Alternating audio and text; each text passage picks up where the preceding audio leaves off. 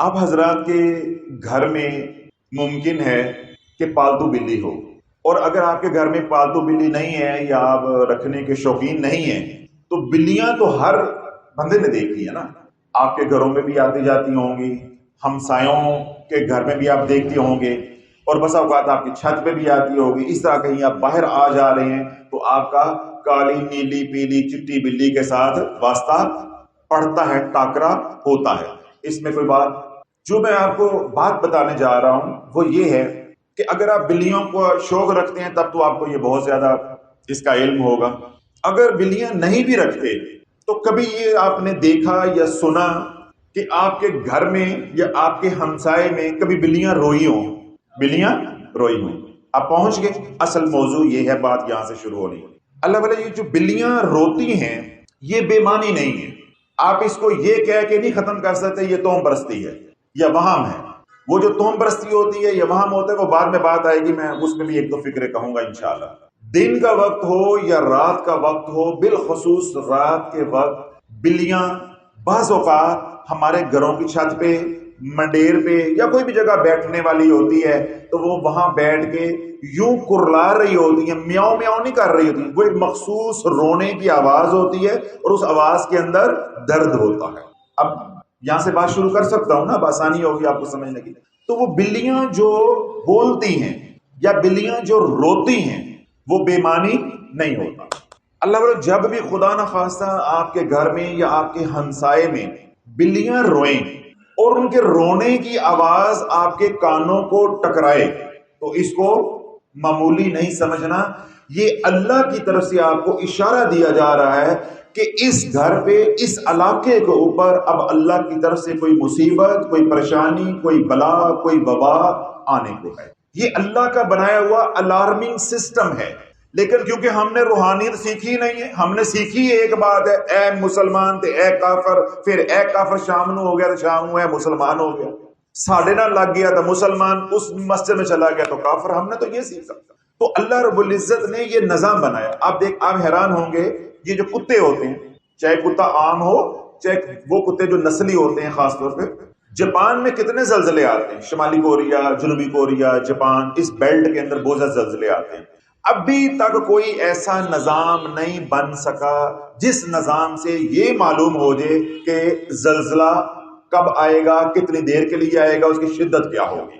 لیکن جب زلزلہ آنے کے آثار پیدا ہوتے ہیں، نیچے پلیٹس جو ہے وہ ہلنا شروع ہوتی ہیں اور لاوا جو ہے وہ زور مارنا شروع ہوتا ہے، تو جو زمین کے اوپر کتے رہ رہے ہوتے ہیں اللہ ان کو یہ بتا بھی دیتا ہے اور دکھا بھی دیتا ہے۔ اور آج بھی جاپان میں زلزلہ آنے کی جو پیشین گوئی ہے وہ کتوں کے رویے کی وجہ سے کی جاتی ہے کہ جب زلزلہ آتا ہے تو کتوں کی باڈی لینگویج یہ ہوتی ہے، یہ اس طرح کرتے ہیں، اس طرح کی آوازیں نکالتے ہیں، ان کی حرکات و سکنات یہ ہو جاتی ہیں۔ اس سے وہ سائنسدان یا ان کا محکمہ جو ہے وہ پیشن گوئی کرتا ہے کہ اب زلزلہ آنے کو ہے۔ ہمیں معلوم نہیں ہوتا، ٹھیک ہے۔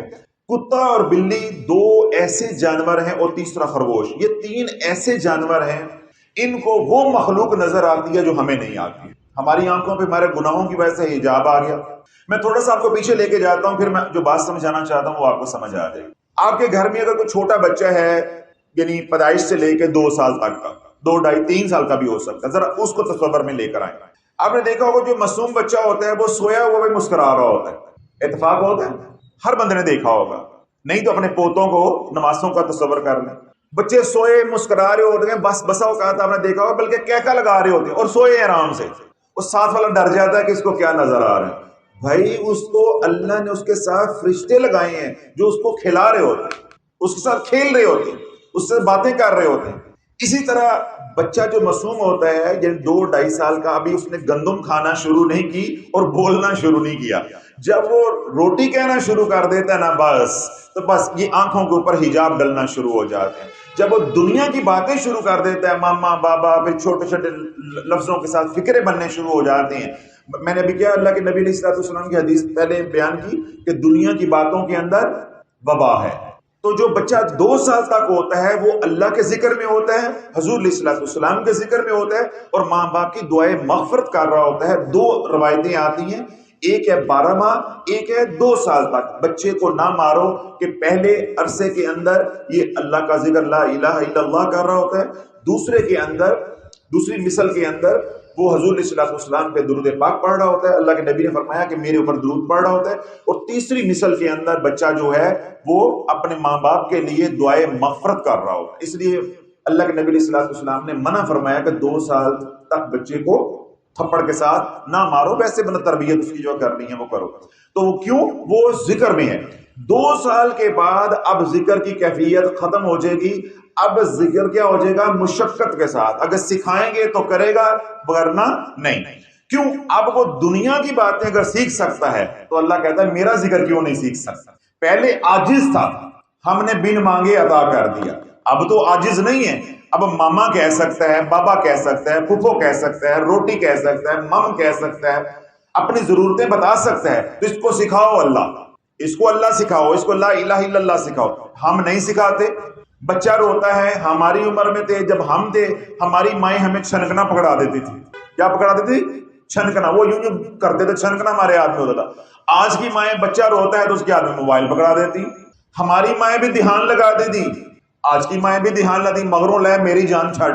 اب اس کے اندر اللہ تو ہے ہی نہیں، مائیں غافل، ذکر سے غافل، قرآن سے غافل، نماز سے غافل۔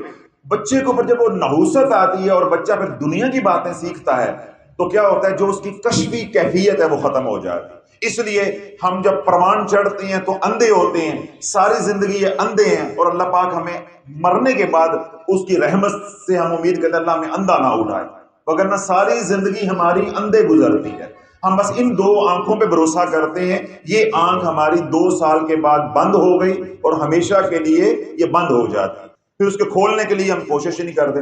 اب اللہ نے یہ بن مانگے انسان کے بچے کو 2 سال کے لیے ایسی آنکھیں دے دی جن آنکھوں سے وہ فرشتوں کو بھی دیکھ رہا ہے اور جنات کو بھی دیکھ رہا ہے۔ تو یہ جو کتا ہے، بلی ہے اور خرگوش ہے، ان کی آنکھوں کے اندر یہ صلاحیت ہوتی ہے کہ وہ مخلوق کو دیکھتے ہیں، جنات کو، شیاطین کو دیکھتے ہیں۔ جب کسی جادوگر کسی بھی کنبے کے اوپر، کسی بھی گھر کے اوپر جادو کا وار کرتا ہے، سمجھ آ رہی جیسا جادو کا وار کرتا ہے تو کیا ہوتا ہے؟ وہ اپنی پڑھائی کے ذریعے، اپنے تصرف کے ذریعے شیاطین کو، جنات کو مسلط کرتا ہے۔ تو جب وہ بلائیں، مصیبتیں اس گھر کے اوپر امڑ آتی ہیں تو جب بلیاں ان کو دیکھتی ہیں کہ یہ اس گھر کو تباہ کرنے کے لیے کھڑے ہیں تو بلیاں ان کو دیکھ کے روتی ہیں اور اہل خانہ کو متنبہ کرتی ہیں کہ قرآن کی طرف لوٹ آؤ، اللہ کے ذکر کی طرف لوٹ آؤ، حضور کی غلامی کی طرف لوٹ آؤ۔ تمہیں معلوم نہیں ہے، ہم وہ دیکھ رہے ہیں جو تم نہیں دیکھ رہے۔ چند لمحوں کے بعد، چند گھنٹوں کے بعد، چند دنوں کے بعد تمہارے گھر پہ کیا قیامت ٹوٹنے والی ہے تمہیں معلوم نہیں۔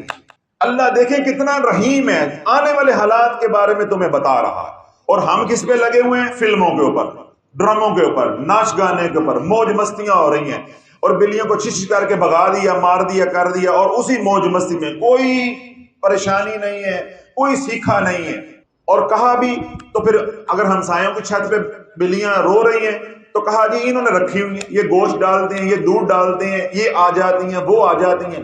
ایسی اللہ نے مت مار دی کہ اللہ نے اب بھیجا بھی ہے پیغام، لیکن اس پیغام کا کوئی اثر نہیں دیا جا رہا۔ بلی کے رونے کی ایک وجہ کون سی؟ کہ جادو ہوا، دشمن نے وار کیا، اس نے شیاطین کو بھیجا، جب شیاطین جنات آئے گھر پہ حملہ کرنے کے لیے، جب وہ حملہ کرنے کے تیار ہوئے تو بلیوں کو جب نظر آیا تو انہوں نے اس آفت کو دیکھ کے رونا شروع کر دیا، اور ان گھر والوں کو آوازیں دے رہی ہیں کہ خدا کا خوف کھا لو، کس طرح کی زندگی گزارے، تمہارے ساتھ کیا ہونے والا ہے تمہیں معلوم نہیں ہے۔ دوسری بلیوں کے رونے کی جو اہم وجہ ہوتی ہے وہ کیا ہوتی ہے؟ کہ شیطان نے وار کیا، اب وہ جنات، شیاطین آگے برباد کرنے کے لیے، حملہ کرنے کے لیے۔ اب جس گھر کے اوپر حملہ وہ کرنا چاہ رہے ہیں وہ گھر والے صاحب دین ہیں، اہل ذکر ہیں، صوم و صلات کے پابند ہیں، گھر میں قرآن و سنت کا ماحول ہے، حضور کی غلامی والا ماحول ہے گھر میں۔ اب کیا ہوتا ہے کہ اب وہ شیاطین اس گھر پہ حاوی نہیں ہو سکتے، ادھر اعمال کا نور ہے اور ادھر ظلمت ہے۔ اب یہ دونوں مقابلہ ہے، اب پیچھے عمل پڑھائی کر رہا ہے۔ اب یوں سمجھو، یہ اب آپ کا گھر ہو گیا، یہ نہیں، یہ جو ہے یہ شیاطین ہو گئے، یہ آپ کا گھر ہو گیا۔ ٹھیک ہے. اب یہ آپ کا گھر ہے، یہ شیاطین ہے.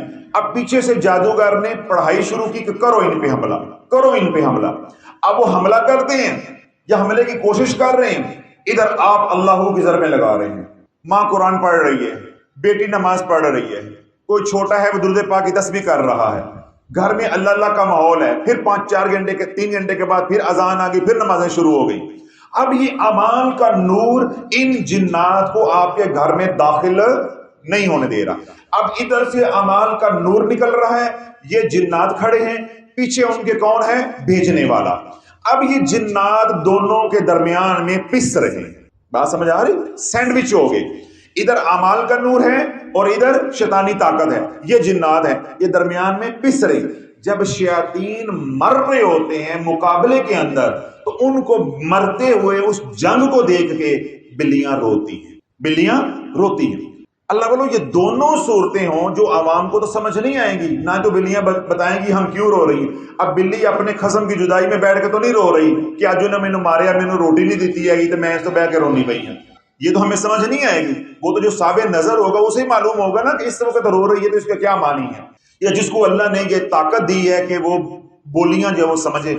بلیاں جو ہیں، کوئی آپ کے گھر میں اللہ نہ کرے مصیبت آ رہی ہے اور آپ کا گھر دین سے دور ہے، تب بھی رو رہی ہیں تو تب بھی مصیبت ہے.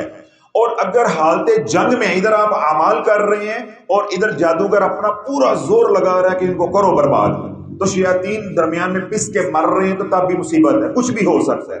تو اللہ تعالیٰ دونوں صورتوں کے اندر فوراً صدقہ خیرات کرو، کیونکہ جب صدقہ کیا جاتا ہے تو جنات کی طاقت یوں ٹوٹتی ہے جیسے وہ عرش سے فرش پہ آ گئے. موسیقی ہو، گالیاں ہو، غیبت ہو، چغلی ہو، بہتان ہو، لڑائی جھگڑا ہو، تو شیاطین زمین سے اٹھتے ہیں، فرش سے اٹھتے ہیں، عرش پہ چلے جاتے ہیں. اتنی طاقت انہیں ملتی. صدقہ اور اللہ کا ذکر انہیں عرش سے کہاں لے آتا ہے؟ فرش پہ. بہتان، جھگڑا، لگائی بجائی، گالی گلوچ، غیبت، یہ انہیں شیاطین کو فرش سے عرش پہ لے جاتا ہے. جب بلیاں اللہ نہ کرے روتے کرلاتے اپنے ہمسائے میں، اپنے گھر میں، اپنی منڈیر کے اوپر، اپنے گھر کے اوپر، چھت کے اوپر آوازیں آئیں یا باہر گیٹ پہ گلی میں آوازیں آئیں، تو اللہ والوں اس کا کرنے کا کام یہ ہے کہ فوراً، اگر آج یہ باتیں فقیر سے آپ نے سن لی، اب آپ کو شعور آ گیا، فوراً اپنے گھر پہ توجہ دو کہ میرے گھر میں اعمال والی زندگی ہے، میرے گھر میں بچے نمازی ہیں، قرآن کی تلاوت ہو رہی ہے، اللہ کا شکر ادا کرو کہ سونیا تیرے پہ بھروسہ ہے، تو نے اعمال والی زندگی دی ہے. یہ کوئی آفت پریشانی آ رہی ہے، اپنی محبوب کی ظلموں کے صدقے یا اللہ اس کو بھی ٹال دے. تو پورا یقین رکھیں انشاءاللہ اگر آپ فوراً صدقہ دے دیں گے. رات، آدھی رات کا وقت بھی ہے، اب آپ کہیں گے اس وقت کون سا صدقہ دیں گے. نیت کر لیں، پیسے نکال کے رکھ لیں، الل صبح وہ کسی غریب کو پہنچا دیں، گوشت لے کے بانٹ دیں، اور 100 رستے ہوتی ہیں دینے کے، وہ دے دیں. پیسے نکال لیں، نیت کر لیں.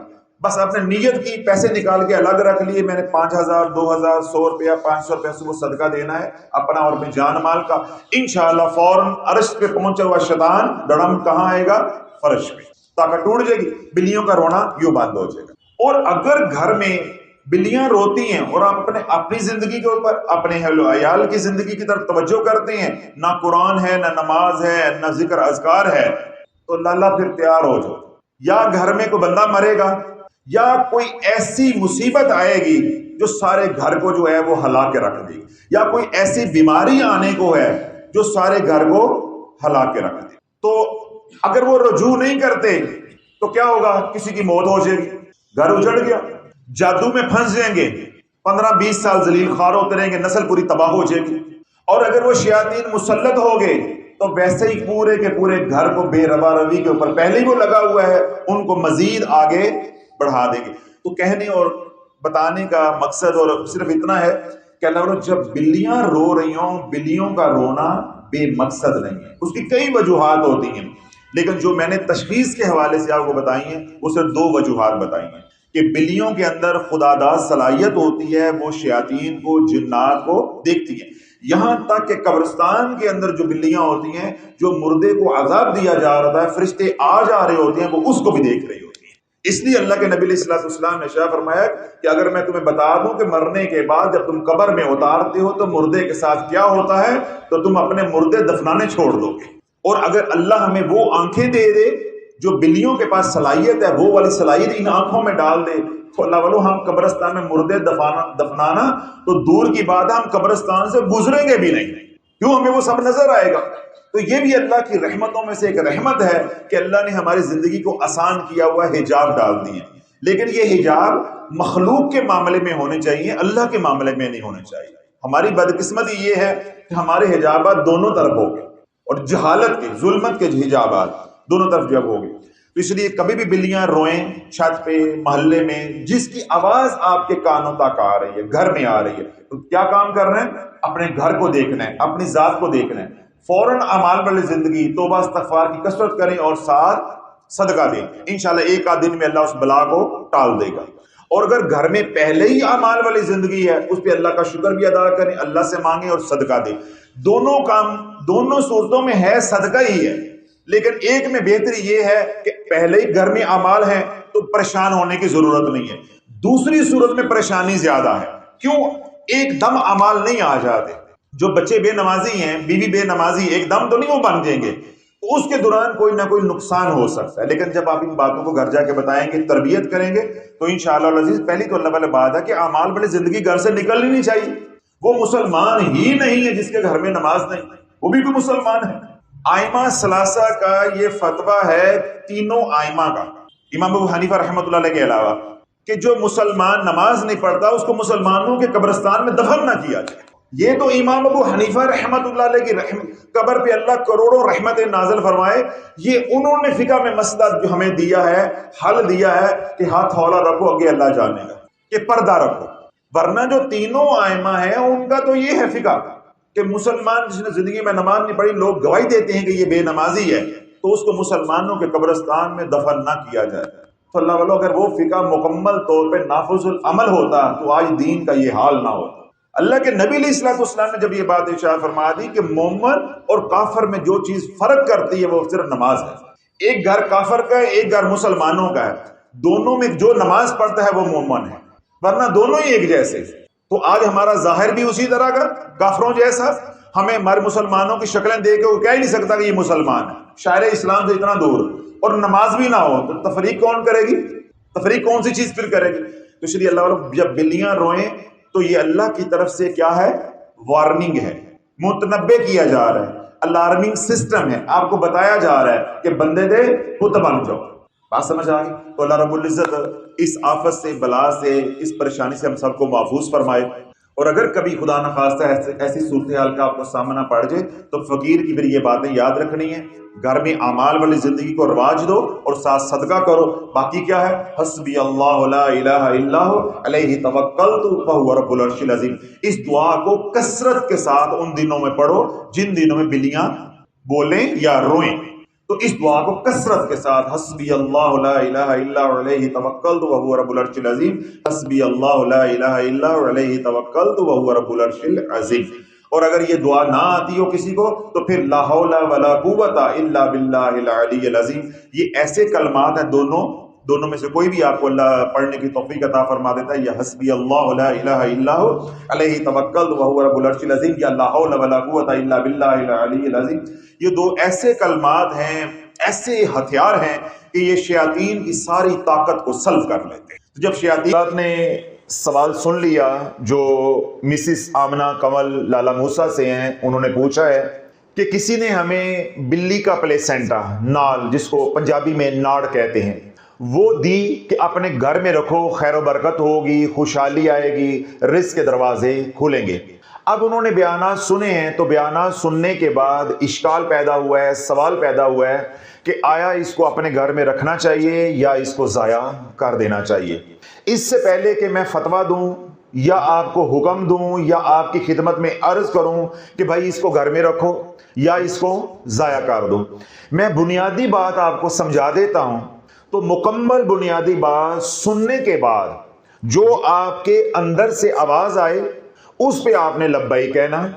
اگر اندر سے آواز آئے کہ بلی کی نال یا پلیسینٹا باعث برکت ہوتا ہے تو اپنے گھر میں رکھنا، اگر اندر سے آواز آئے کہ یہ باعث نحوست ہوتا ہے تو اس کو ویسٹ کر دینا، اس کو ٹھکانے لگا دینا، اس کو ضائع کر دینا۔ اس کا فیصلہ آپ نے کرنا ہے کہ ہم نے پلیسنٹا کو، نال کو اپنے گھر میں رکھنا ہے یا ہم نے اس کو ضائع کرنا ہے۔ اب جو بنیادی بات آپ نے سمجھنی ہے وہ یہ ہے کہ دو اصطلاحوں کا آپ کو علم ہونا چاہیے، دو باتوں کا آپ کو علم ہونا چاہیے۔ پہلی بات یہ ہے کہ تبرک کیا ہوتا ہے، اور دوسری بات ہے کہ ینتر کیا ہوتا ہے۔ ہر وہ چیز جس کی نسبت کسی مقبول کے ساتھ ہے اس کو تبرک کہا جاتا ہے۔ یہ تبرک کے آسان ترین معنی ہے یا تعریف ہے جو آپ کو یاد رکھنا بھی آسان ہوگی کہ ہر وہ چیز جس کی نسبت مقبول کے ساتھ ہے وہ تبرک کہلاتی ہے۔ اب مقبول میں کوئی ہستی بھی ہو سکتی ہے، جس طرح انبیاء علیہ السلام ہے، اولیاء اللہ ہیں یا صالحین ہیں۔ اب ان کے زیر استعمال رہنے والی چیزیں تبرکات کہلاتی ہیں۔ اسی طرح کھانے پینے والی اشیاء ہیں۔ اب نبی نے اپنا پانی جو استعمال کر لیا سو کر لیا، جو بچ گیا جس کو جھوٹا کہتے ہیں وہ کسی کو دے دیا تو وہ تبرک بن گیا۔ اس طرح کوئی وقت کا نبی ہے، وہ کھانا کھا رہا ہے، اس میں سے 2 لقمے اس نے کسی کو دے دیے، اپنے امتی کو دے دیے تو وہ امتی کے لیے تبرک بن گیا۔ اس طرح وقت کا ولی ہے، اس نے اپنا لباس کسی کو دے دیا تو یہ تبرک بن گیا۔ اس طرح کھانے پینے والی اشیاء میں سے کچھ عطا کر دیا اپنے متعلقین کو تو یہ تبرک بن گیا۔ اس طرح کوئی اور چیز ہے جو رب کی بارگاہ میں مقبول ہے، جس طرح کعبۃ اللہ ہے، تو کعبۃ اللہ کے ساتھ جو غلاف مس کرتا ہے وہ کیا ہے؟ تبرک ہے۔ وہ کیا ہے؟ تبرک ہے۔ اب تبرک کے اندر ہیلنگ انرجی ہوتی ہے۔ تبرک کے اندر کیا ہوتی ہے؟ ہیلنگ انرجی ہوتی ہے، اس لیے اس کو تبرک کہا جاتا ہے، یعنی بابرکت کہا جاتا ہے۔ جس طرح زمزم ہے، اب زمزم ایسے ہی ہے جیسے عام پانی ہوتا ہے، لیکن فرق کیوں آ جاتا ہے کہ وہ پانی انرجائز کیا جا چکا ہے۔ تو انرجائزڈ پانی یعنی وہ پانی جس کے اندر برکت داخل ہو گئی ہے اس کو تبرک کہتے ہیں۔ اب عام پانی اپنے گھر کا کسی کو آپ بوتل میں ڈال کے دے دیں تو وہ پانی کہلوائے گا۔ اگر آپ زمزم ڈال کے دیں گے وہ پانی تو کہلائے گا مگر وہ تبرک ہوگا، کیوں؟ اس کے اندر ہیلنگ انرجی ہے۔ اس کے اندر کیا ہے؟ Healing energy. اب اس پانی کے اندر یعنی زمزم کے اندر ہیلنگ انرجی کیسے آئی؟ جب سیدنا اسماعیل علیہ السلام نے پیاس کے ہاتھوں مجبور ہو کے یا شدت پیاس کی وجہ سے اپنی ایڑیاں رگڑی اور سیدنا جبریل علیہ السلام نے اپنے نورانی پر مارے، اب جب یہ پر مارے تو تمام ہیلنگ انرجی زمین میں منتقل ہو گئی، زمین شک ہوئی اور پانی باہر نکل آیا۔ اب اس پانی کی پہلی نسبت سیدنا جبریل امین علیہ السلام کے ساتھ ہے۔ اس کے بعد وہ پانی سیدنا اسماعیل علیہ السلام کے پاؤں کی ایڑیوں کے ساتھ مس کیا تو وہ دوسری بار انرجائزڈ ہو گیا۔ اب یہ دوسری نسبت ہے جو سیدنا اسماعیل علیہ السلام کے ساتھ ہے۔ اب تیسری اور آخری بار یہ پانی انرجائزڈ اس وقت ہوا جب حضور علیہ الصلوۃ والسلام نے حجۃ الوداع پڑھا تو اللہ کے نبی علیہ الصلوۃ والسلام نے ڈول ڈال کے کنویں میں پانی نکالا، جتنا آپ نوش کرنا چاہتے تھے، پینا چاہتے تھے آپ نے پی لیا، بقیہ پانی حضور علیہ الصلوۃ والسلام نے کنویں میں اونڈیل دیا تو یہ پانی مزید انرجائزڈ ہو گیا۔ اب یہ پانی عام پانی نہیں رہ گیا، پہلے بھی یہ پانی عام پانی نہیں تھا، پہلی بار اس کو انرجائز کیا سیدنا جبریل امین علیہ السلام نے، دوسری بار یہ پانی انرجائز ہوا سیدنا اسماعیل علیہ السلام کے ذریعے، اور تیسری بار یہ پانی انرجائز ہوا حضور علیہ الصلوۃ والسلام کے ذریعے۔ اب مسجد حرام میں سارا دن حجاج یا عمرہ زائرین عبادت کر رہے ہیں، تلبیہ پڑھ رہے ہیں، اللہ کا ذکر کر رہے ہیں، قرآن کی تلاوت کر رہے ہیں، نمازیں ادا کر رہے ہیں، اللہ کو سجدے کر رہے ہیں۔ اب یہ ساری ہیلنگ انرجی اس پانی میں بھی منتقل ہو رہی ہے، ہر آنے والے پل میں یہ پانی مزید سے مزید انرجائز ہوتا جا رہا ہے۔ تو یوں جو زمزم کا پانی ہے وہ پانی تو ہے مگر وہ تبرک ہے، یعنی وہ بابرکت پانی ہے۔ اب اس بابرکت پانی کو ہم کیا کہیں گے؟ تبرک۔ کیا کہیں گے؟ تبرک۔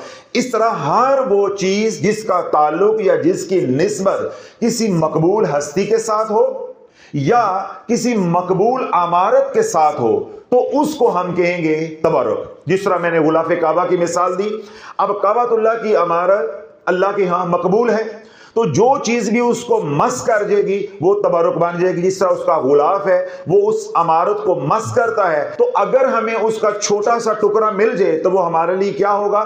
باعث برکت ہوگا, یعنی وہ ہمارے لیے ایک تبرک ہوگا. تو یہ مختصر سا خلاصہ ہے جو میں نے آپ کی خدمت میں عرض کر دیا ہے. اس کے برعکس ہے ینتر. ہر وہ چیز جس کی نسبت مردود کے ساتھ ہے وہ کہلاتی ہے ینتر. اب جب نسبت بدلی, نسبت جو ہے وہ مردود کے ساتھ جڑ گئی, اب اس کے اندر ہے نیگیٹو انرجی. اس کے اندر کیا ہے؟ Negative energy. اب یہ جو بلی کی نال ہے یا بلی کی ناڑ ہے یا بلی کا پلیسینٹا ہے, یہ جو گوشت کا ٹکڑا ہے یہ مومنین کے لیے کھانا حرام ہے, ممنوع ہے. اس کے اندر نیگیٹو انرجی ہے, اس کے اندر نیگیٹو انرجی ہے. اب اس کے اندر بذات خود نیگیٹو انرجی موجود ہے. جب اس کے اوپر مزید سفلی عمل کیا جائے گا, کالا علم کیا جائے گا, منتر یا تنتر پڑھا جائے گا, تو یہ مزید نیگیٹو انرجی سے انرجائزڈ ہو جائے گا. تو اب یہ ناڑ یا نال یا بلی کا پلیسینٹا اب یہ محض گوشت کا لوتھڑا یا گوشت کا ٹکڑا نہیں رہ جائے گا, بلکہ یہ ینتر بن جائے گا. یہ کیا بن جائے گا؟ ینتر. جس طرح زمزم کا پانی عام پانی نہیں ہے, وہ بار بار انرجائز ہوا ہے اور بار بار ہو رہا ہے اور قیامت تک ہوتا جائے گا. اس کے اندر ہیلنگ انرجی بڑھتی جا رہی ہے. اسی طرح یہ جو ینتر ہے یہ بذات خود نیگیٹو انرجی کا منبع ہے. جب اس کے اوپر سفلی عمل پڑا گیا, جب جنتر منتر یا تنتر اس کے اوپر پڑا گیا, تو اب یہ بن گیا ہے ینتر. یعنی اس کے اندر نیگیٹو انرجی اس قدر زیادہ ہو گئی ہے کہ جہاں بھی رکھو گے وہاں پہ نحوست آئے گی. زمزم جہاں رکھیں گے وہاں برکت ہوگی, اس میں شفا ہے. کعبۃ اللہ کے غلاف کا چھوٹا سا ٹکڑا کپڑا رکھیں گے وہاں برکت ہوگی. اس طرح قرآن مجید فرقان حمید کا غلاف ہے, جہاں رکھو گے وہاں ہیلنگ انرجی آئے گی, وہاں برکت آئے گی. اسی طرح اولیاء اللہ کے تبرکات ہیں یا حضور علیہ الصلوۃ والسلام کے تبرکات ہیں. حضور علیہ الصلوۃ والسلام کا موئے مبارک ہے, امامہ شریف کا کپڑا ہے, یا آپ کی قمیص مبارک یا آپ کے جبے کا کپڑا ہے, یا آپ کی تہمد کا کوئی کپڑا ہے, یا کوئی اور تبرک ہے جس طرح تلوار ہے, خنجر ہے یا عصا مبارک ہے, کوئی بھی ایسی چیز جو حضور علیہ الصلوۃ والسلام کے زیر استعمال رہی, اپنے گھر میں رکھو گے تو خیر و برکت ہوگی. اسی طرح وہ تمام اشیاء جو اولیاء اللہ کے زیر استعمال رہتی ہیں وہ تبرکات بن جاتی ہیں. کیوں؟ دن رات اللہ کا جب ذکر ہو رہا ہوتا ہے تو وہ چیزیں جب اس ہستی کے ساتھ, اللہ کے ولی کے ساتھ, صالحین کے ساتھ مس کرتی ہیں تو ہیلنگ انرجی ان میں بھی منتقل ہو جاتی ہے. جب ان اشیاء کو ہم اپنے گھر میں رکھیں گے تو وہ عام اشیاء نہیں ہوں گی, بلکہ ان کے اندر ہیلنگ انرجی ہوگی, ان کے اندر برکت ہوگی. تو جن چیزوں کے اندر ہیلنگ انرجی ہوتی ہے یا بابرکت ہوتی ہیں ان کو تبرک کہتے ہیں. وہ اشیاء جن کے اندر نیگیٹو انرجی ہوتی ہے, وہ اشیاء جن کے اندر نیگیٹو انرجی ہوتی ہے ان کے اندر نحوست ہوتی ہے. تو جب ان اشیاء کو ہم اپنے گھر میں رکھیں گے, یعنی بلی کی نال کو جو کہ نیگیٹو انرجی سے انرجائزڈ ہے, جس کو عملیات کی زبان میں ینتر کہا جاتا ہے, جب اس کو ہم اپنی دکان میں, اپنے آفس میں, اپنے گھر میں یا کوئی جگہ ہے وہاں پہ اس کو رکھیں گے تو وہاں کیا آئے گی؟ نحوست آئے گی. نیگیٹو انرجی اس سے نکلے گی, ساری جگہ پہ وہ پھیل جائے گی. آفس ہے, دکان ہے, گھر ہے, جب وہ پھیلے گی تو یہ 4 عذاب لے کر آئے گی, 4 علامات یہ لے کر آئے گی. پہلی, جہاں پہ بلی کی نال رکھی جائے گی وہاں پہ لڑائیاں ہوں گی, دنگا فساد ہوگا. اور یہی بات مسز آمنہ کنول نے کہی ہے کہ ہمارے گھر میں بدتفاقی ہے. پھر جہاں پہ بلی کی نال رکھی جائے گی, یعنی جس گھر میں رکھی جائے گی اس گھر میں رزق کی تنگی آئے گی, یعنی آنے والے امکانات کم ہوں گے, رزق آئے گا کم, نکلے گا زیادہ, نقصانات زیادہ ہوں گے. کسی نہ کسی ذریعے سے رزق جو ہے وہ نکلتا جائے گا, برباد ہوتا جائے گا, چاہے چوری ڈکیتی کے ذریعے ہو, بیماریوں کے ذریعے ہو, یا کوئی ادھار لے کر ہضم کر جائے, ڈکار لے جائے. یعنی پیسہ آ تو رہا ہے لیکن ساتھ کے ساتھ پیسہ نکلتا بھی جائے گا. 2 عذاب ہو گئے. تیسرا کیا ہے کہ جہاں پہ یہ پلیسینٹا ہوگا یا جہاں پہ یہ نحوست ہوگی وہاں پہ بیماریاں جان نہیں چھوڑیں گی, وہاں بیماریاں ڈیرے ڈال لیں گی. चौथा अजाब या चौथी अलामत जहां पे ये नेगेटिव एनर्जी को रखा जाएगा, यानी बिल्ली की नाल को रखा जाएगा, वहां पे कामों में रुकावटें आ जाएंगी। नेगेटिव एनर्जी आपके हर काम में रुकावट डालेगी। जो काम भी आप करने लगेंगे काम में रुकावट आ जाएगी। बिल्कुल करीब जाके यानी अपनी मंजिल के, कामयाबी के करीब होके आप नाकाम हो जाएंगे। यानी जहां पे यंत्र रखा जाएगा वहां तबाही आना शुरू हो जाएगी। यानी ये 4 अजाब जो मैंने गिनवाए हैं ये आना शुरू हो जाएंगे। और जहां पे तबर्रुक रखा जाएगा वहां अगर ये 4 अजाब हैं या 4 अलामात हैं या ये 4 मसाइल हैं जो यंत्र की वजह से पैदा हुए हैं, अगर वहां पे तबर्रुकात को रख दिया जाएगा तो ये मसाइल खुद ब खुद ही हल हो जाएंगे। क्यों? नेगेटिव एनर्जी को हमने हटा दिया तो वहां पे हमने यंत्र की जगह पे तबर्रुक रख दिया। अब तबर्रुक में क्या है? हीलिंग एनर्जी है। अब ये हीलिंग एनर्जी इस नेगेटिव एनर्जी को खत्म कर देगी। तो जितनी बात मैंने अभी तक की है, इतनी बात सुन के आपको ये बात 100% समझ आ जानी चाहिए कि यंत्र नहुसत का गढ़ है, नहुसत का मंबा है, वो नेगेटिव एनर्जी है। और उस नेगेटिव एनर्जी को मजीद बढ़ाया गया है सिफली अमल पढ़कर, यानी जादू करके, मंत्र तंत्र पढ़कर। अब बिल्ली की नाल को जब एनर्जाइज किया गया है, अब उसके अंदर नेगेटिव एनर्जी इतनी है कि अब किसी के घर में रख दी, किसी की दुकान पे रख दी, किसी के दफ्तर में रख दी, अब मजीद उसके पीछे बैठकर पढ़ाइयां करने की जरूरत नहीं है।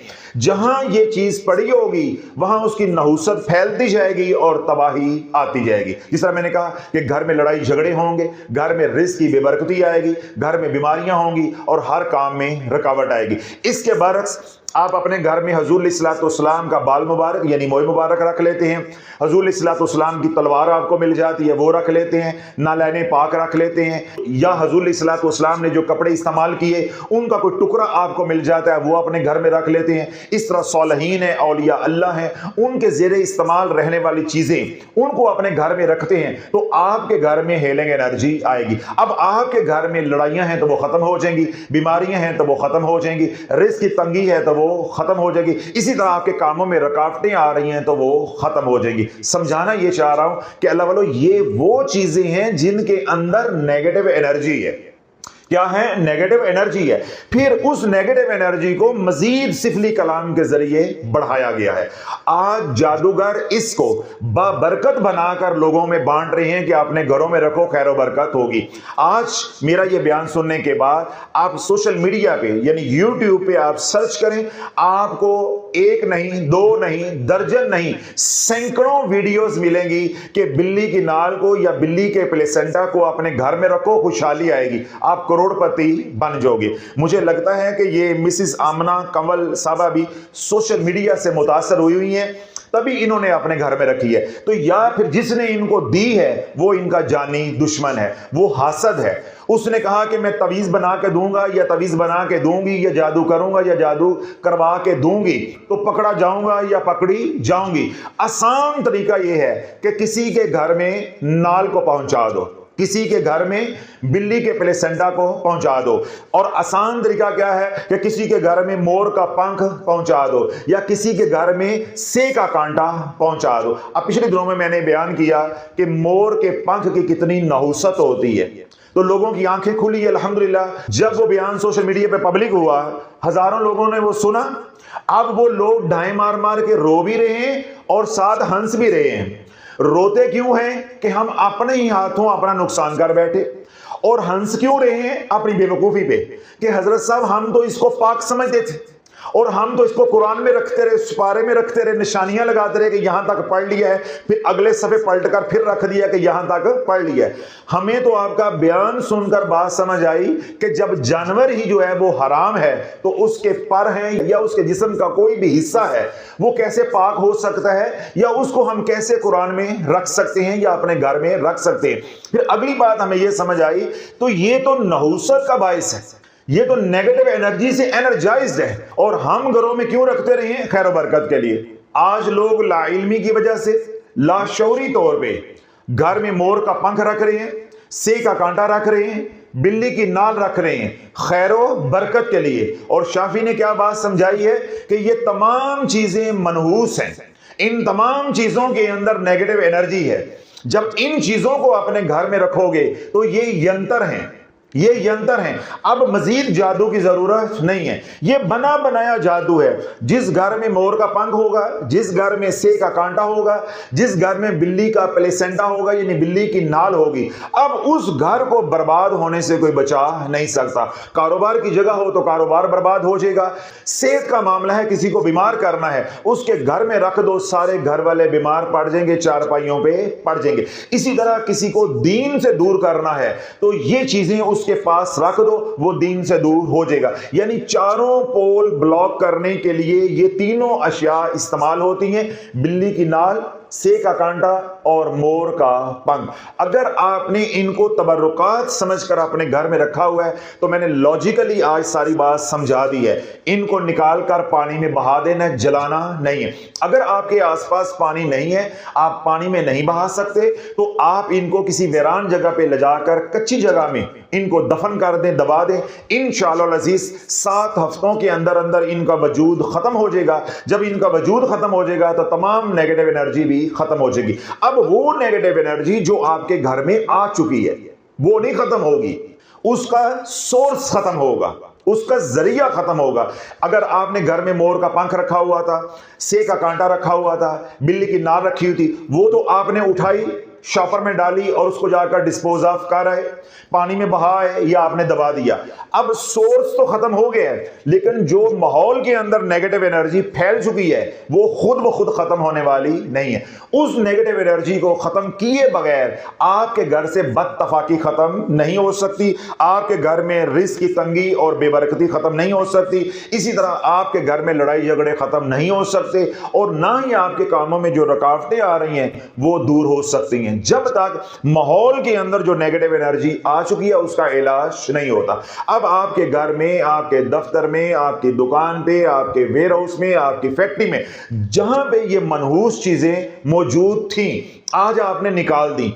अब जो माहौल के अंदर नेगेटिव एनर्जी आ गई है उसको खत्म कैसे करना है? उसको खत्म करने के लिए 5 अमाल जो उम्मत को 2.5 साल से बता रहा हूं, वही 5 अमाल करने, मजीद कुछ करने की जरूरत नहीं है। बुनियादी 5 अमाल 21 दिन आप करें। 21 दिन के बाद फिर यहां आप तशरीफ लेके आए शाफिया रूहानी सेंटर इंटरनेशनल पे। इंशाल्लाह जो आपकी कैफियत होगी या जो आपके अहवाल होंगे या जो आपकी सूरत हाल होगी उसके मुताबिक फिर आगे इलाज चले। जो बुनियादी इलाज है वो घर बैठे आपने करना है। अगर किसी वजह से आप यहां नहीं आ सकते, आप शाफिया ऑनलाइन सर्विस से भी इस्तेफादा कर सकते हैं। व्हाट्सएप के जरिए आप अपने अहवाल बताकर रहनुमाई भी ले सकते हैं। अब बुनियादी अमाल जो आपने अपने मकाम पे रहते हुए करने हैं वो क्या है? सबसे पहले सोर्स को खत्म करना है। आपके घर में मोर का पंख है, से का कांटा है या बिल्ली की नाल है, उसको उठाना है। मैंने क्या बताया कि पानी में बहा देना है। अगर पानी अपने करीब दस्तयाब नहीं है तो आपने कच्ची जगह पे जाकर उसको दबा देना। उसके बाद आपने सबसे पहला काम जो करना है वो है सदका। अपने अहल याल की जान का सदका देना है, सबसे पहला काम। उसके बाद 5 अमाल हैं। 5 वक्त की नमाज हसार के साथ। हसार के मैंने 2 तरीके बताए हैं, आप यूट्यूब पे जाएं, लिखें हसार नबवी और हसार खिजरी, दोनों हसार के नाम लिखें। तमाम क्लिप्स जो है हमारे सोशल मीडिया के सामने आ जाएंगे, वो आप सुने समझे। जो क्लिप आपको आसान लगे, यानी जो हसार का तरीका आपको आसान लगे, हसार नबवी या खिजरी हसार, वो आपने मुंतखब कर लेना है। आपको मालूम हो जाएगा कि बदनी हसार कैसे करते हैं, रूहानी हसार कैसे करते हैं। तो हर नमाज के बाद आपने हसार करना है। सारा दिन कमली वाले पे दरूद पढ़ें, जोन सा सीगा मर्जी पढ़ें। रात सोने से पहले 100 बार सैयदुल इस्तिग़फ़ार पढ़ेंगे, अस्तग़फ़िरुल्लाहल्लज़ी ला इलाहा इल्ला हुवल हय्युल क़य्यूम व अतूबु इलैह। रिज़्क़ हलाल कमाओ और खाओ और अपनी आंखों की हिफाजत करें। ये 5 बुनियादी अमाल हैं। इन 5 बुनियादी अमाल को आपने अपने मकाम पे रहते हुए करना है 21 दिन के लिए। 21 दिन के बाद मैंने क्या कहा कि आप यहां आएंगे, फिर जो सूरत हाल बताएंगे उसके मुताबिक हम आगे चलेंगे। अगर आप यहां आ सकते हैं शाफिया रूहानी सेंटर इंटरनेशनल पे तो बहुत अच्छी बात है, और अगर आप किसी वजह से नहीं आ सकते तो मैंने क्या कहा कि आप ऑन लाइन सर्विस से भी इस्तेफादा कर सकते हैं। अगर आपने बुनियादी अमाल 21 दिन के लिए कर लिए हैं, अब किसी उज़र की वजह से आप यहां नहीं आ सकते या ऑनलाइन सर्विस से भी इस्तेफादा नहीं कर सकते, तो फिर जो भी आमिल या जो भी रहबर रहनुमा आपके करीब है, कोई रूहानी मुआलिज आपके करीब है, तो बकिया इलाज फिर आपने वहां से करवा लेना है। जब आपने हमारे पास आना है यहां पे या शाफिया ऑनलाइन सर्विस से इस्तेफादा करना है, तो पहले 21 दिन ये बुनियादी 5 अमाल आपने करने हैं। फिर किसी वजह से आप यहां आते आते 2 दिन लेट हो जाते हैं, 3 दिन लेट हो जाते हैं, आपने 21 दिन के बाद इन अमाल को बंद नहीं कर देना, इन अमाल को आपने जारी रखना है। ये बुनियादी अमाल हैं। इसी तरह ऑनलाइन सर्विस पे राब्ता करते हैं, राब्ता करते करते 1-2 दिन देर हो जाती है या इधर से जवाब लेते लेते 1-2 दिन आप लेट हो जाते हैं या जवाब आपको देर से मिलता है, तो आपने बुनियादी अमाल को बंद नहीं कर देना। ये बुनियादी अमाल आपके सारे इलाज के दौरान चलते रहेंगे। रद्दो बदल आगे होना है और उसका इन्हिसार उसके ऊपर है कि आप हमें आकर कैसे अहवाल बताते हैं, क्या सूरत हाल बताते हैं, क्या कैफियत बताते हैं, उसके मुताबिक इन अमाल को बदला जाएगा या इन अमाल के अंदर मजीद अमाल को शामिल किया जाएगा, फिर लवाजमात को भी शामिल किया जाता है। यानी मुकम्मल इलाज है जो मरलावार फिर आगे बढ़ता जाएगा। तो ये मुकम्मल इलाज भी मैंने समझा दिया है और फलसफा भी आपको समझा दिया है, कॉन्सेप्ट भी आपका क्लियर कर दिया है कि तबरुक क्या होता है और यंतर क्या होता है। और ये बात भी आपको समझ आ गई है कि जो बिल्ली की नाल है वो तबरुक नहीं है, वो यंतर है। तो घर में जो चीज हमने रखनी है या रखनी चाहिए वो तबर्रुक होता है, ना कि वो यंत्र। दुनिया भर में जो लोग परेशान हाल है, अल्लाह उनकी परेशानियों को दूर अता फरमाए, जो दुखी अल्लाह उनके दुख दूर अता फरमाए, जो सुखी अल्लाह उनके सुखों में मजीद बरकतें अता फरमाए। वो तमाम हज़रात जिनको अल्लाह रब्बुल इज़्ज़त ने नेमतों से सरफराज की, अल्लाह मजीद बरकतें नाज़िल फरमाए, उनकी नस्लों को हंडाना नसीब हो। दुनिया भर से वो लोग जिन्होंने हमें दुआओं के लिए कहा, अल्लाह हमारे इल्तिजाओं को, हमारे टूटे फूटे अल्फाज को उनके हक में कबूल व मंजूर फरमाए। वो तमाम हज़रात दुनिया भर से जो बीमार हैं, बदनी बीमार हैं, रूहानी बीमार हैं, घरों में हैं या अस्पतालों में हैं, बच्चे हमेशा हमेशा के लिए दाखिल किया जाएगा, यानी ये पक्के जहन्नमी हैं, ये पक्के दोज़खी हैं। तो अर्ज़ मैं ये करना चाह रहा हूँ कि अल्लाह रब्बुल इज़्ज़त ने इस आयत मुबारका के अंदर मुकम्मल फ़लसफ़ा नारी और नूरी दुनिया का बयान कर दिया है। अल्लाहु वलियुल्लज़ीना आमनू युखरिजुहुम मिनज़्ज़ुलुमाति इलन नूर। ये नूरी दुनिया है, ये नूरी दुनिया है।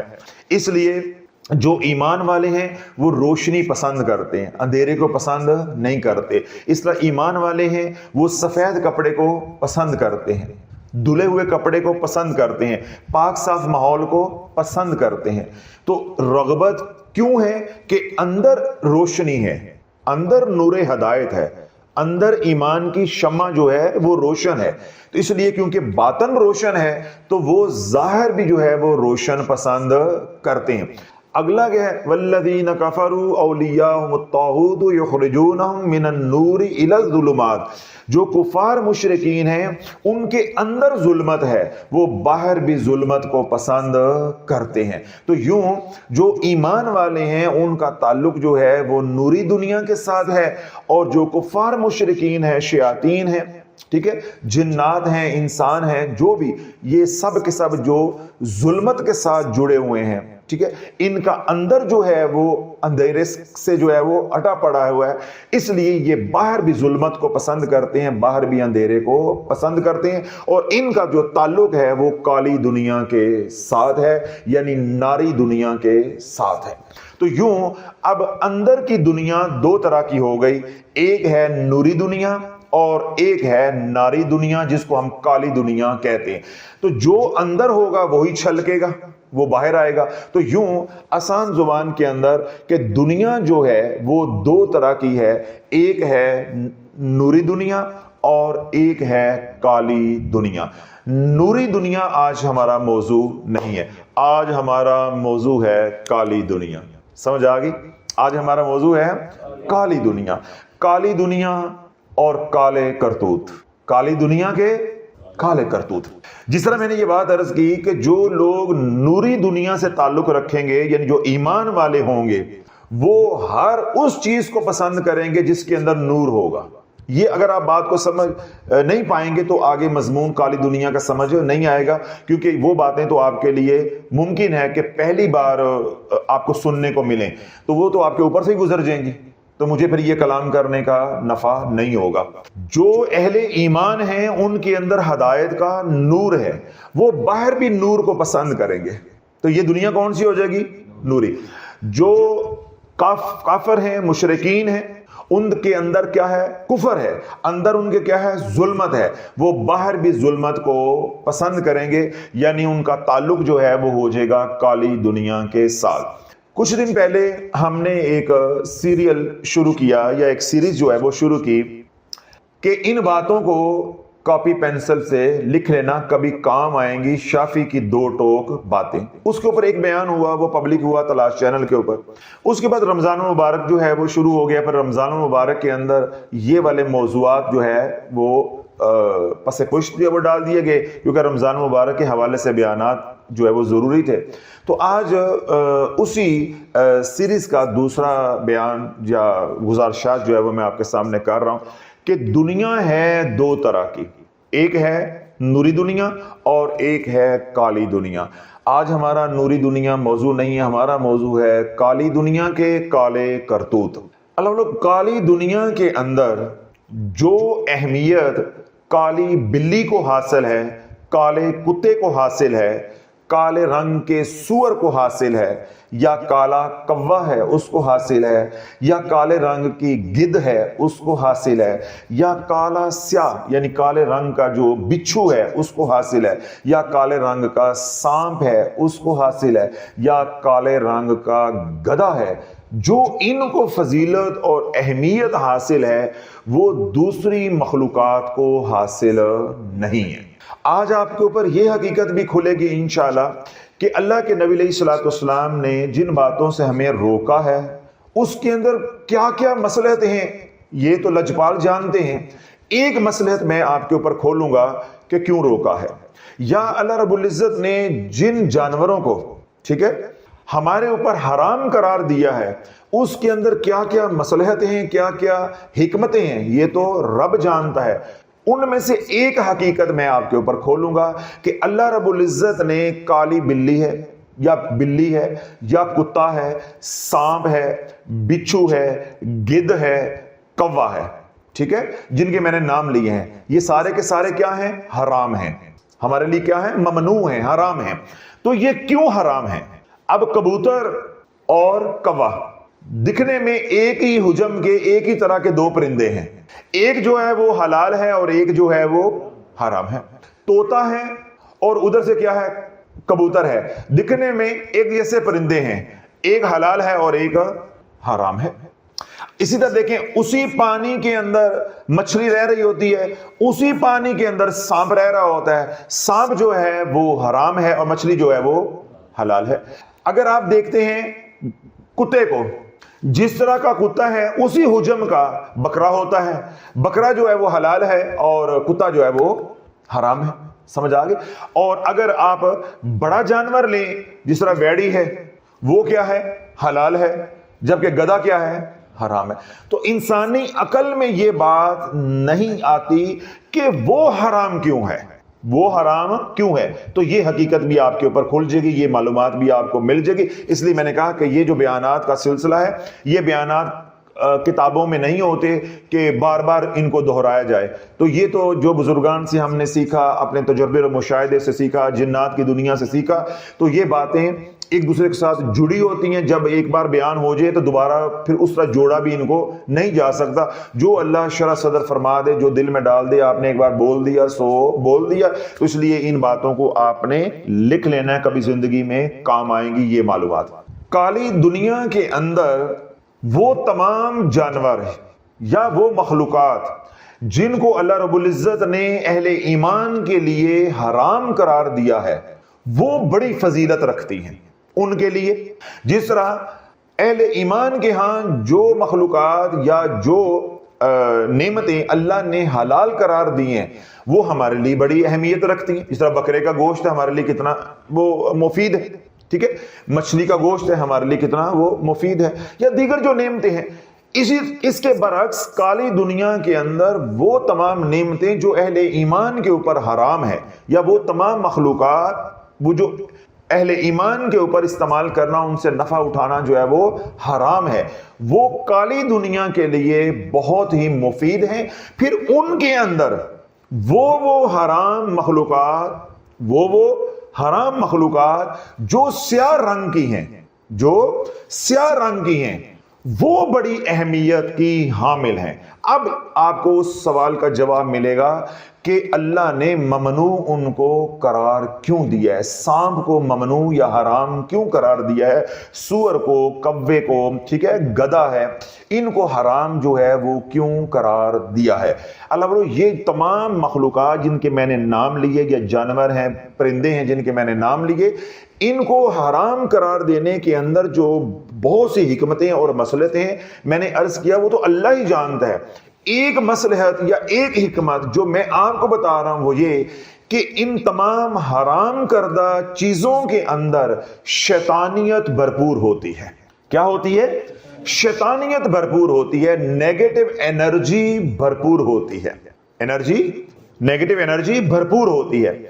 تو جب ان حرام کردہ چیزوں کو انسان یعنی اہل ایمان مسلمان جب ان کو استعمال کرے گا تو اس کے اوپر شیطانیت کے نیگیٹو انرجی کے اثرات آ جائیں گے، اور مسلمان جو ہے وہ بیمار ہو جائے گا روحانی طور پہ، بعد میں بدنی طور پہ بھی بیمار ہو جائے گا، اور ایمان سے بھی دور ہو جائے گا، وہ حرام کے کاموں پہ، گناہ کے کاموں کی طرف لگ جائے گا، اس کی دنیا اور آخرت بھی برباد ہو جائے گی۔ اللہ رب العزت کا یہ کتنا بڑا احسان ہے کہ اس نے دو طرح کی مخلوق پیدا کی، حلال اور حرام۔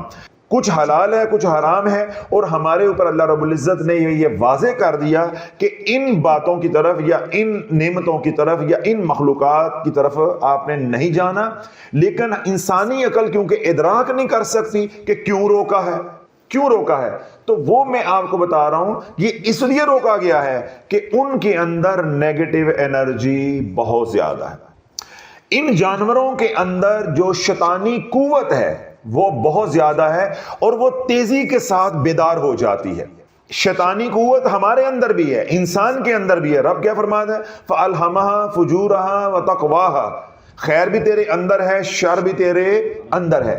جس طرح انسان اپنے اوپر محنت کرتا ہے تو وہ اپنے قرین کو، اپنے ہمزاد کو، اپنے شیطان کو بیدار کر لیتا ہے، ٹھیک ہے، مسخر کر لیتا ہے۔ اسی طرح یہ جو جانور ہیں یا پرندے جن کے میں نے نام لیے، خاص طور پہ کالے رنگ کا کتا جو ہے، اگر وہ کتا ہے تو اس کے اندر بھی شیطانی قوت بہت زیادہ متحرک جلد ہو جاتی ہے، لیکن اگر وہی کتا کالے رنگ کا ہوگا تو تھوڑی محنت کے ساتھ وہ شیطانی طاقت جو ہے وہ متحرک ہو جاتی ہے۔ اس طرح کالی بلی ہے، بلی کے اندر شیطانی طاقت تھوڑی سی محنت کریں گے تو وہ متحرک ہو جائے گی، ٹھیک ہے، لیکن اگر وہی بلی کالے رنگ کی ہوگی تو محنت اور کم کرنی پڑے گی۔ اب میں اس کی دلیل دیتا ہوں۔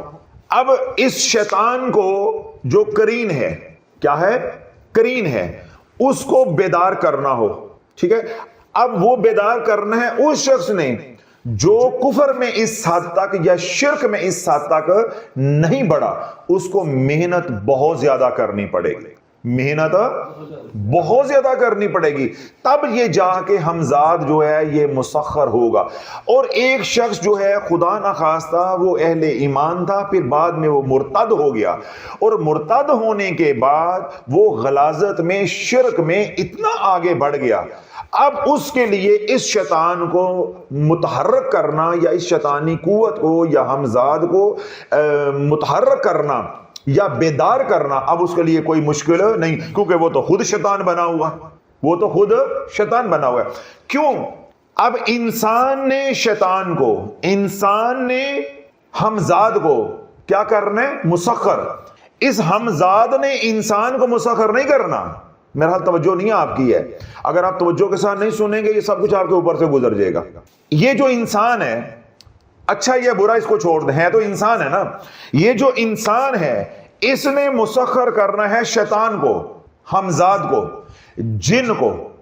اس ہمزاد نے اس کو مسخر نہیں کرنا، سمجھ آ گئی؟ تو کیا ہوگا کہ اس انسان کو ریاضت کرنی پڑے گی اور اپنی فریکوینسی کو اس شیطان کی فریکوینسی کے برابر لانا پڑے گا، تب ادھر سے جو فیض ہے وہ ادھر منتقل ہوگا۔ آپ سمجھ آ گئی بات؟ جس طرح دو موبائل ہیں تو دونوں کی پیئرنگ ہوگی تو ڈیٹا منتقل ہوگا، ورنہ ڈیٹا منتقل نہیں ہوگا۔ اب ہم لوگ ہیں، ہمیں جنات نظر نہیں آتے، کیوں؟ ہم ان کی فریکوینسی پہ نہیں ہیں۔ اب میں جنات سے ملاقات کرنا چاہتا ہوں تو جن تو میرے سے ملاقات نہیں کرنا چاہ رہے نا، نہیں سمجھ آ رہی؟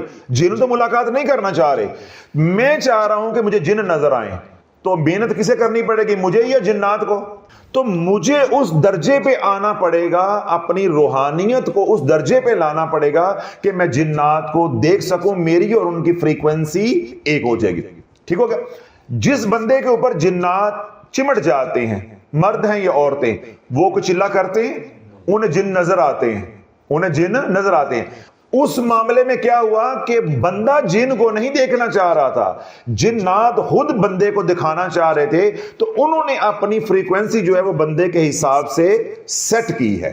تو یہ تو جو طالب ہے، یہ سارا انحصار اس طالب کے اوپر ہے۔ اگر میں جنات کو دیکھنا چاہتا ہوں تو ریاضت مجھے کرنی پڑے گی، اور اگر جنات مجھے اپنا آپ دکھانا چاہتے ہیں، مجھے اپنا آپ دکھانا چاہتے ہیں، حجابات ہٹانا چاہتے ہیں، تو پاپڑ انہیں بیلنے پڑیں گے، مجھے تو ان کی حاجت ہی نہیں ہے، مجھے تو ان کی ضرورت نہیں ہے۔ اس لیے وہ تمام حضرات جن کے اوپر اسیب ہوتا ہے یا جناتی مریض ہوتے ہیں، انہوں نے کوئی مجاہدہ، ریاضت، چلا کشی وغیرہ یہ نہیں کی ہوتی، مگر ان کو جنات نظر آتے ہیں۔ اب ان میں کیا ہوتا ہے، جو کچھ بھی کرتے ہیں وہ جنات کرتے ہیں، ٹھیک ہے؟ تو جو عامل ہوتا ہے وہ تو انسان ہوتا ہے، تو جب عامل ہے اس نے اب جنات مسلمانوں کو دیکھنا ہے یا جنات مشرکین کو دیکھنا ہے، تو اس کو ریاضت کر کے ناری یا نوری اپنی فریکوینسی جنات کے برابر کرنی پڑے گی، پھر وہ جنات اس کو نظر آئیں گے۔ اب لوگوں، جو بندہ کافر ہے، مشرک ہے، اور پرلے درجے کا گناہگار، بدکار، سیاکار انسان ہے، ٹھیک ہے، ظلمت سے بھرا پڑا ہے، اس کے لیے اس ہمزاد کو مسخر کرنا بہت آسان ہوگا، کیونکہ وہ پہلے ہی جو ہے وہ گندگی کا ڈھیر ہے، اس کے اوپر اللہ کی لعنت پہلے سارا دن برس رہی ہے، تو اس کی فریکوینسی تھوڑی سی محنت کر کے آپس میں میچ ہو جائے گی، اور وہ دونوں آپس میں کیا آ جائیں گے؟ رابطے میں آ جائیں گے۔ ٹھیک ہو گیا؟ رابطے میں آ جائیں گے۔ ایک آدمی مشرک ہے، کافر ہے، لیکن اس درجے کا کافر اور مشرک نہیں ہے، گستاخ نہیں ہے، تو اس کو ریاضت اتنی زیادہ کرنی پڑے۔ سمجھ آ گئی؟ اسی طرح آپ کسی ایک ایسے شیطان کو مسخر کرنا چاہتے ہیں، ایسے جن کو مسخر کرنا چاہتے ہیں جو اس درجے کا مشرک نہیں ہے، یا اس درجے کا اس کے اندر ظلمت نہیں ہے، اس درجے کی اندھیرا نہیں ہے، تو وہ بھی آپ کو مسخر کرنا مشکل ہو جائے گا، یا آپ کو اس کے ساتھ اپنی فریکوینسی جو ہے وہ اس درجے کی لے کر آنا مشکل ہو جائے گی، کیونکہ جب تک دونوں کا درجہ آپس میں ایک نہیں ہوگا، آپ کا اس کے ساتھ رابطہ نہیں ہو سکتا۔ تو اللہ جو کوا ہے، گدھ ہے، سانپ ہے، بچھو ہے، بلی ہے یا کتا ہے، یہ تمام کیا ہے؟ مخلوقات اہل ایمان کے اوپر ممنوع ہیں۔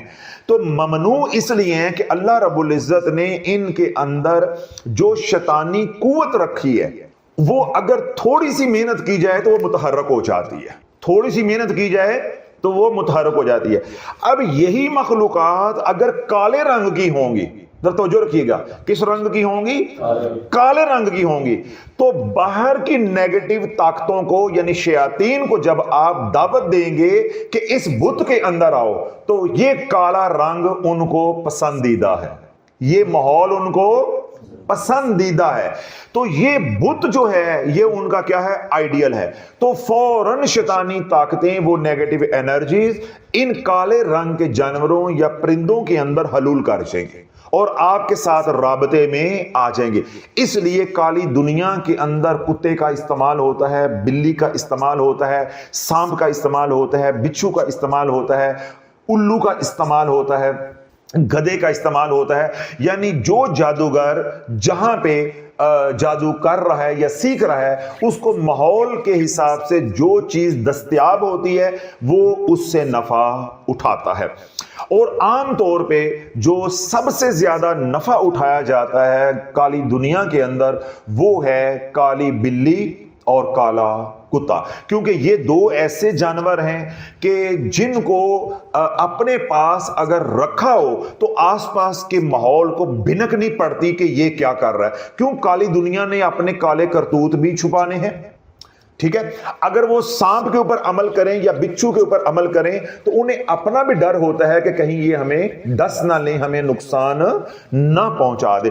اس لیے جو عاملین حضرات ہیں جب انہوں نے پڑھائی کرنی ہوتی ہے تو سانپ کی آنکھوں میں آنکھیں ڈالنی ضروری ہوتی ہیں، بچھو کی آنکھوں میں آنکھیں ڈالنی ضروری ہوتی ہیں۔ اگر الو ہوگا تو اس کو اپنے سامنے رکھ کے اس کی آنکھوں میں آنکھیں ڈال کے پھر منتر جو ہے وہ مطلوبہ تعداد میں پڑھا جائے گا، جتنے دن پڑھنا ہے وہ پڑھا جائے گا۔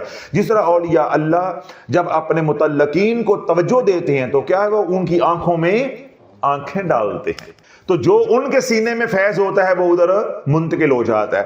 اسی طرح جب جادوگر بیٹھے گا تو جس بت کے اندر، کیوں جو شیطان ہے جو جن ہے وہ لطیف ہے، وہ کیا ہے لطیف ہے، اسے ایک بت چاہیے، چاہے وہ مٹی کا بت بنائے، چاہے وہ کپڑے کا پتلا بنائے، تو چاہے کوئی زندہ جانور ہو یا کوئی انسان ہو جس کے اندر وہ حاضر ہوگا، جس کے اندر وہ حاضر ہوگا، تو اس کے لیے سب سے زیادہ پسندیدہ جو جانور ہیں وہ کون سے ہیں؟ جو حرام قرار دیے گئے، کیونکہ ان کے اندر شیطانی طاقت یا شیطانیت کا ماحول ہوتا ہے تو شیطان کو وہ ماحول پسند ہوتا ہے۔ پھر ان جانوروں میں سے وہ جانور جو حرام تو ہیں لیکن رنگ کالا ہے تو وہ ان کے لیے مرغوب ہوتے ہیں، یعنی وہ ان کو بہت زیادہ پسند ہوتے ہیں، ان کے اندر فوراً شیطانی طاقتیں حلول کر جاتی ہیں۔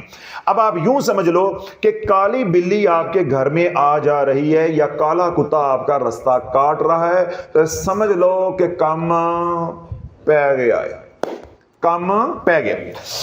حضور علیہ الصلوۃ والسلام جب مدینہ پاک میں تشریف لے کر آئے تو رات کو کتے بھونکتے تھے، تو حضور علیہ الصلوۃ والسلام نے مولا علی کو بلایا اور اپنی کملی جو ہے وہ عطا کی کہ کتوں کو جا کے حکم دو کہ مدینہ چھوڑ دو، مدینہ کے اندر کوئی کتا نظر نہ آئے، جو کالا کتا ہو اسے مار دیا جائے۔ کیوں؟ جو کالا کتا ہے وہ شیطان ہے، اس کے اندر شیطان حلول کرتا ہے۔ ایک تو اس کے اندر خود شیطانیت بہت زیادہ ہے کیونکہ اللہ نے شر اس کے اندر بہت زیادہ رکھا ہے، اور دوسرا کیا ہے کہ اس کے اندر شیطان حلول کرتا ہے۔ تو اگر محض وہ کتا بھی ہے تو تب بھی وہ شیطانیت کی ایک شکل ہے، جہاں وہ ہوگا وہاں نحوست ہوگی، اور اگر اس کے اندر شیطان نے حلول کیا ہوا ہے تو وہ دوہرا نقصان پہنچائے گا، لوگوں کو کاٹے گا بھی اور لوگوں کے اوپر جناتی اثرات بھی مرتب کرے گا۔ تو اس لیے اللہ کے نبی علیہ الصلوۃ والسلام کی کملی لے کر مولا علی جو ہے وہ مدینہ پاک سے باہر گئے، مضافات میں گئے، تو وہاں جا کے آپ نے کتوں کو پیغام دیا کہ حضور علیہ الصلوۃ والسلام کا کملی والے کا حکم ہے کہ مدینہ چھوڑ دو۔ تو آج آپ مدینہ پاک جاتے ہیں، در اقدس پہ حاضری جب آپ کی ہوتی ہے تو مدینہ پاک میں آپ کو بلیاں نظر آئیں گی، آپ کو کتا بھونکتا ہوا یا کتا نظر نہیں آتا۔ یہ حضور علیہ الصلوۃ والسلام کا حکم یا حضور علیہ الصلوۃ والسلام کا راج جو ہے یہ آج بھی الحمدللہ چل رہا ہے، اور قیامت تک یہی ماحول رہے گا کہ مدینہ پاک کی حدود کے اندر کتا داخل نہیں ہو سکتا۔ اس لیے اللہ کے نبی علیہ الصلوۃ والسلام نے ارشاد فرمایا اگر سانپ دیکھو، بالخصوص سانپ اگر کالے رنگ کا ہو، اس کو 3 بار متنبع کرو، اگر وہ 3 بار متنبع کرنے کے باوجود نہیں جاتا تو پھر وہ سانپ ہے اس کو مار دو، اور اگر آپ متنبع کرتے ہیں وہ چلا جاتا ہے تو اس کا مطلب ہے وہ سانپ نہیں ہے، وہ جن ہے، وہ شیطان ہے، اس کے اندر حلول کیا ہوا۔ ٹھیک ہو گیا؟ اب کالے رنگ کی بلی ہوگی، کالے رنگ کا سانپ ہوگا، کالے رنگ کا کتا ہوگا، کالے رنگ کا الو ہوگا، کالے رنگ کا گدھا ہوگا، کالے رنگ کا بچھو ہوگا، یا کالا سیاہ جو ہے وہ کوا ہوگا، یا کالی سیاہ گدھ ہوگی۔ ان تمام جانوروں کے اندر یا پرندوں کے اندر جو بھی دستیاب ہوگا جادوگر کو وہ لے گا، بالخصوص وہ تقیہ کرے گا، بھروسہ کرے گا کالے کتے کے اوپر اور کالی بلی کے اوپر۔ اب کیا ہوگا کہ جو جادوگر جادو سیکھتا ہے، ذرا توجہ رکھیے گا بہت توجہ کے ساتھ، اگر تو وہ ہے ہندو، کیا ہے؟ ہندو ہے، عیسائی ہے، یہودی ہے، پہلے ہی مشرک ہے، وہ ہو گیا ایک الگ معاملہ۔ جو بدبخت ہمارے اس خطے میں جادو سیکھتے ہیں ان کے جو کرتوت ہیں میں وہ آپ لوگوں کے سامنے کھول رہا ہوں۔ اللہ بولو جب تک آپ کو ان کی حرکتوں کا علم نہیں ہوگا آپ ان سے بچو گے کیسے، اور جو یہ آپ کے اوپر وار کریں گے ان کا علاج کیسے کرو گے؟ سمجھ آ گئی بات؟ اب جب کوئی بھی جادوگر جادو کی دنیا میں آتا ہے، یعنی جادوگر بنتا ہے کوئی بھی انسان، اس کے لیے مشرک ہونا پہلی شرط ہے۔ مشرک ہونا پہلی شرط ہے۔ جس طرح کوئی شخص یہ کہے کہ میں نے اللہ کا دوست بننا ہے، ولی بننا ہے، تو پہلی شرط کیا ہے؟ ایمان۔ پہلی شرط کیا ہے؟ توحید، ایمان۔ اسی طرح جس نے ابلیس کا چیلا بننا ہے اس کے لیے پہلی شرط کیا ہے؟ شرک۔ پہلی شرط کیا ہے؟ شرک۔